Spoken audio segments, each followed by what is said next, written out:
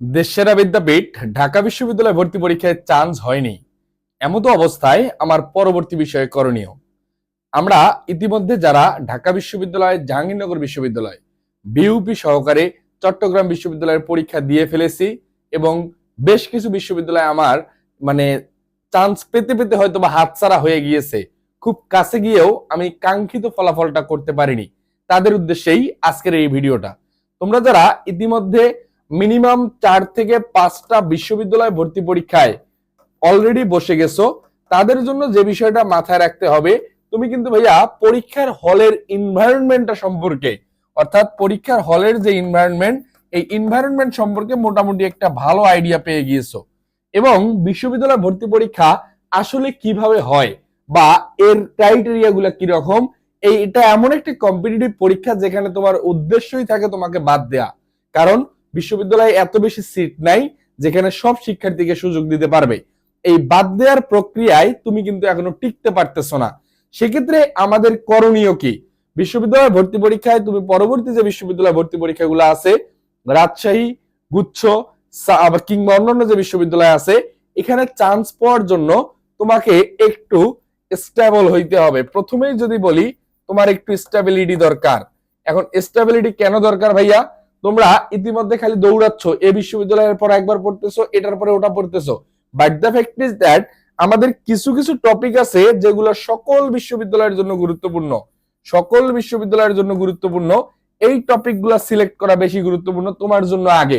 এবং তুমি একটা জিনিস দেখবা, খুব কাছাকাছি গিয়ে যাদের চান্স হচ্ছে না, তাদের জন্য প্রথম এবং প্রধান যে কারণটা, সেটা হচ্ছে ল্যাক অফ কনফিডেন্স।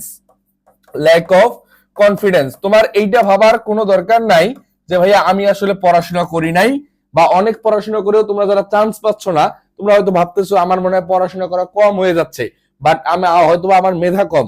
বিষয়টা এমন না ভাইয়া। পরীক্ষাগুলো এমন ভাবেই হয় যেখানে খুব অল্প নাম্বারের কারণে তুমি আসলে কাঙ্ক্ষিত সিটটা পাবা না।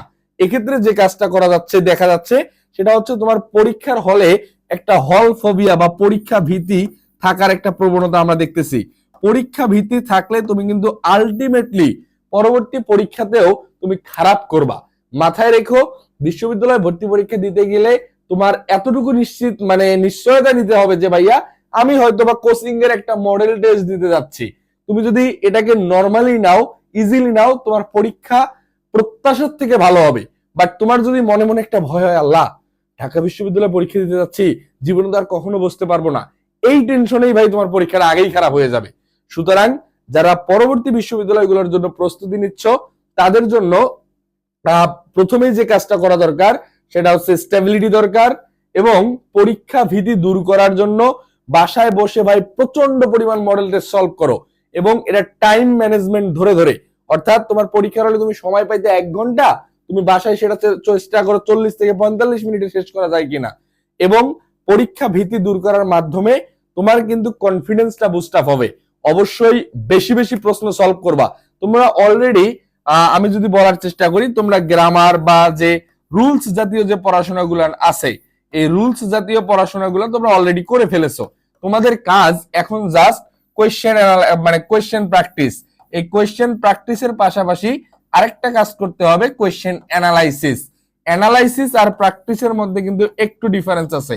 অ্যানালাইসিস হচ্ছে 4টা অপশন ভেঙে ভেঙে এই টপিকটা সিলেক্ট করে টপিকটা সহকারে একবারে ক্লিয়ারেন্স নেয়া।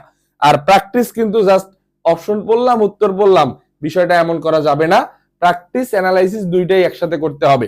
পরবর্তী বিশ্ববিদ্যালয় ভর্তি পরীক্ষার জন্য আমরা যারা গুচ্ছ, 7 কলেজ, ন্যাশনাল ইউনিভার্সিটি কিংবা রাজশাহী বিশ্ববিদ্যালয়ে ভর্তি পরীক্ষা দিব, তাদের জন্য আমরা অল ইন ওয়ান একটা কোর্স নিয়ে আসতেছি ইনশাআল্লাহ খুব দ্রুতই, যার আপডেট আমি দিয়ে দিব।